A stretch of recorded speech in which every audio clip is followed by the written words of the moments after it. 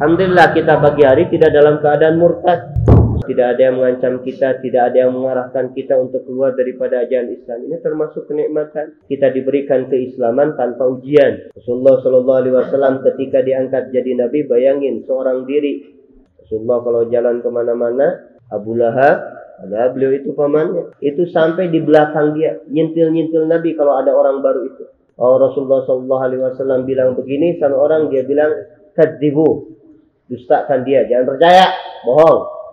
Bismillahirrahmanirrahim. Alhamdulillahirabbil alamin wassalatu wassalamu ala asyrafil anbiya'i wal mursalin sayyidina wa maulana Muhammadin wa ala alihi wa sahbihi ajma'in amma ba'd.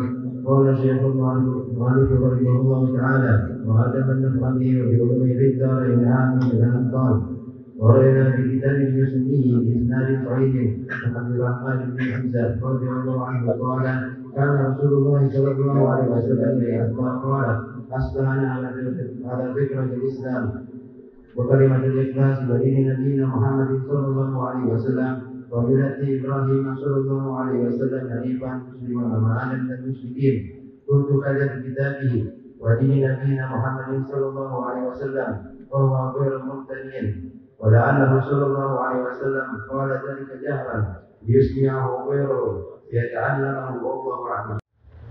بسم الله الرحمن الرحيم. الحمد لله رب العالمين وأفضل الصلاة وأزكى التحية والتسليم على سيدنا ومولانا محمد وعلى آله وصحبه أجمعين أما بعد.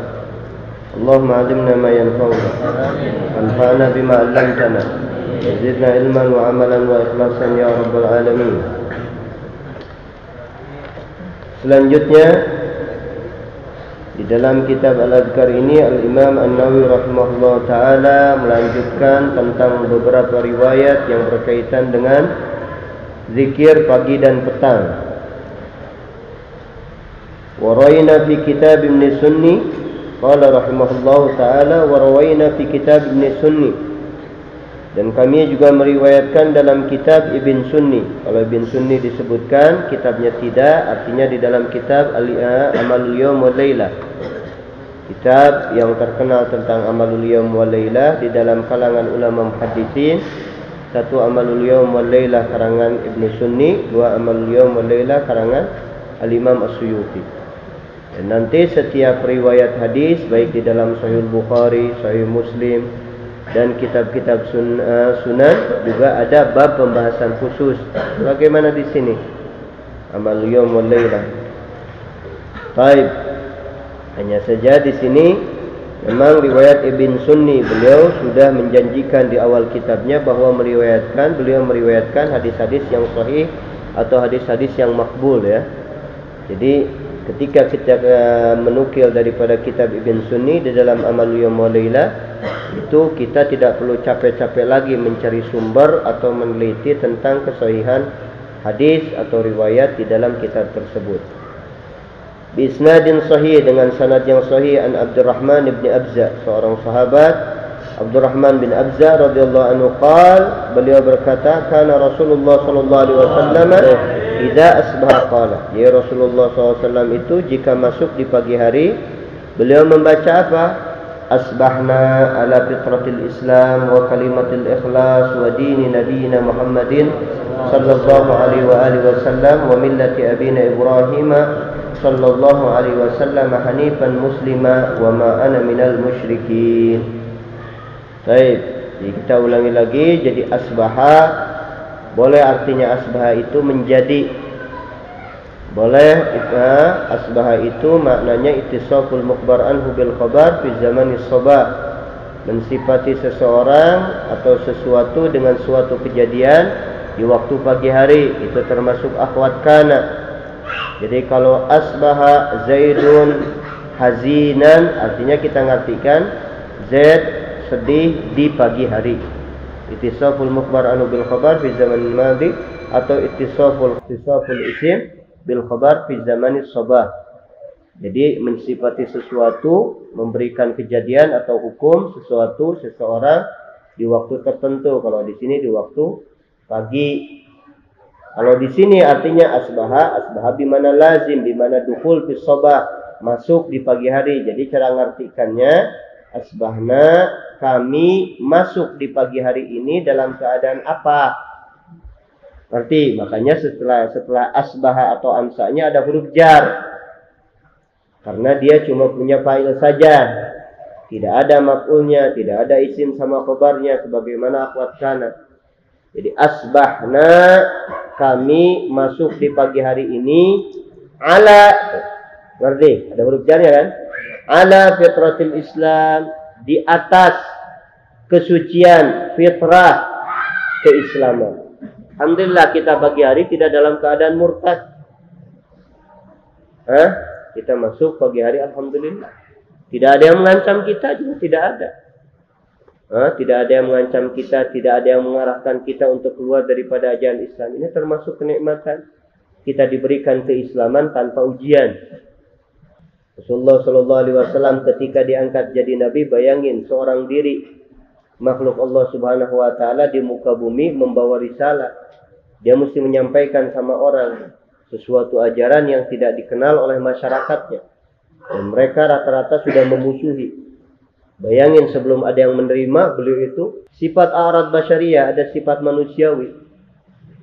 Walaupun beliau mempunyai keberanian apa segala macam, tetapi kita bayangkan beliau itu dengan ujiannya. Ngajakin orang-orang yang terdekat, ada yang menerima, ada yang menolak. Belum lagi ada yang menolak secara halus, ada yang menolak secara kasar, ada yang bahkan dari awal itu sudah menolak.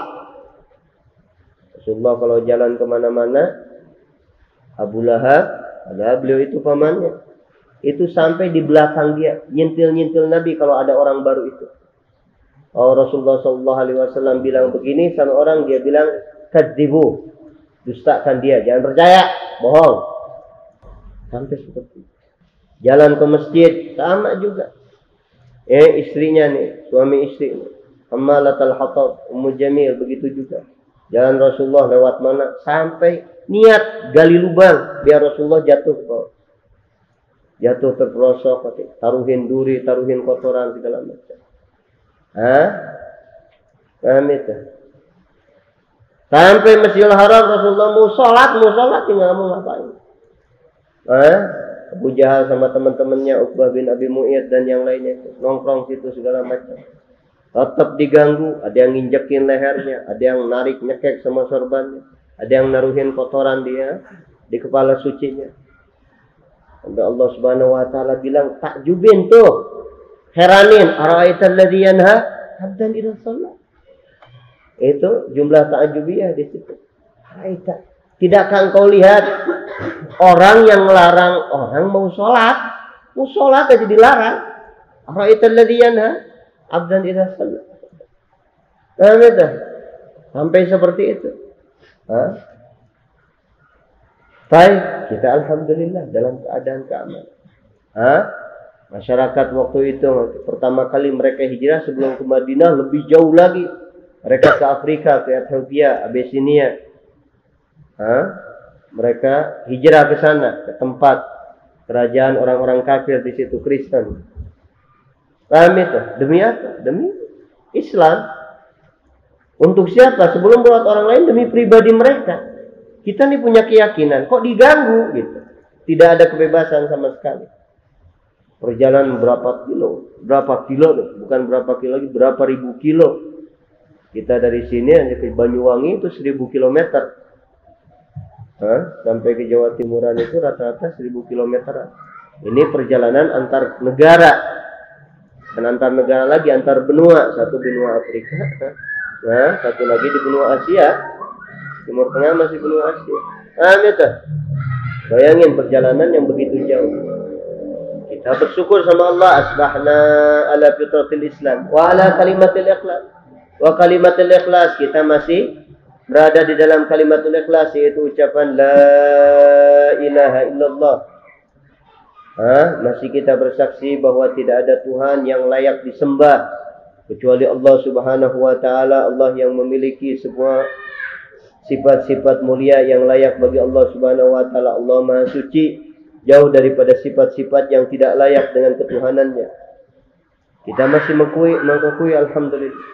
Wa dini nabiyina Muhammadin sallallahu alaihi wasallam, dan berada di dalam agama Nabi besar Muhammad sallallahu alaihi wasallam, wa millati abina, dan ajaran ayahanda kami Ibrahim sallallahu alaihi wasallam, hanifan, lurus tanpa mencang-mencong, musliman, dalam keadaan muslim, wa ma ana minal musyrikin, dan aku bukan termasuk golongan orang yang menyekutukan Allah Subhanahu wa taala. Ini Nabi yang baca.